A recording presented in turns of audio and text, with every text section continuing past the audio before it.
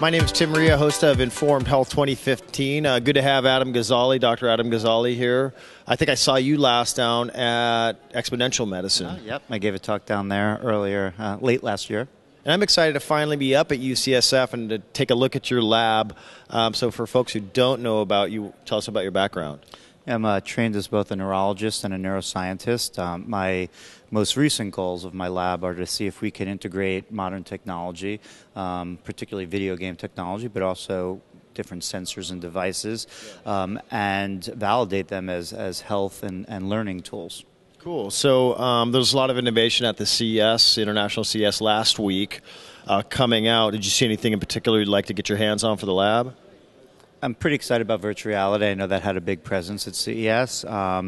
We're now experimenting with multiple headsets, both from Sony and Oculus, and we're interested in now doing some full body motion during it. We already use the Kinect 2 in several of our experiments as motion capture device, and the idea of potentially using like the Omni so people can walk into a virtual reality environment is really appealing to us. Yeah, the Omni, I want to thank to the team at Omni at CES because it was a great experience. And for $600, it's amazing they could even make it for that amount of money. So you were here on stage at the event. What topics were you discussing? I was just giving a really broad overview of what our lab does in terms of technology and neuroscience. So I did a quick fly through of 4 new video games that we developed that act on different aspects of cognition.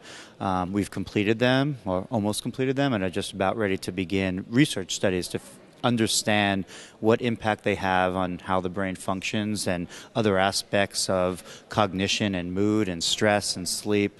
So, this is the stepwise process that we go through when we first develop something and then validate it as carefully as we can. So is your goal to commercialize a product or service or software in the future? Eventually, we want to see the things that we create and study impact people's lives. So we want to have it get out of the lab. The route to do that is complicated, of course, and there's many different ways. You could think about these as medical tools where they're therapeutics and diagnostics, and then getting FDA approval for them would be really important. You could think about them as education, consumer, for military, high performance folks like athletes. So there's many different pathways, and we're still trying to figure out the best way to move to commercialization. But the first step is to be very rigorous about our science and put out publications that the field trusts. Yeah, and we're finally getting there. The Samsung Gear VR launched. Sony looks like they're coming out with their headset. Oculus is coming out this year. So it seems like 2015 is the year of VR. What would you say? Maybe 2016. We'll see. I think maybe 2016. But we're excited that we have the ear of those companies, and we're developing alongside of them.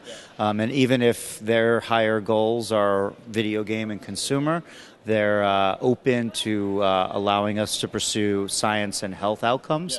So yeah, we're fine, with the time it takes for this to develop, because we have our own time scale that takes a while. Yeah, we should say hi to our friends at Samsung and Oculus. Thanks for sending the Gear VR out. We had fun with that at mHealth Summit. And so what's next for you coming up for 2015? 2015 is a big year of research for us. 2014 was a lot of development. We built all these new games. We work with professionals in multiple industries to create tools that we're excited about testing.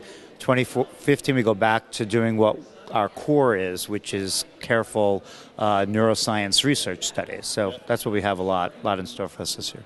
All right, well, good to see you again. Thanks for taking your time and being on the show. Cheers. Thank you again. Thank you.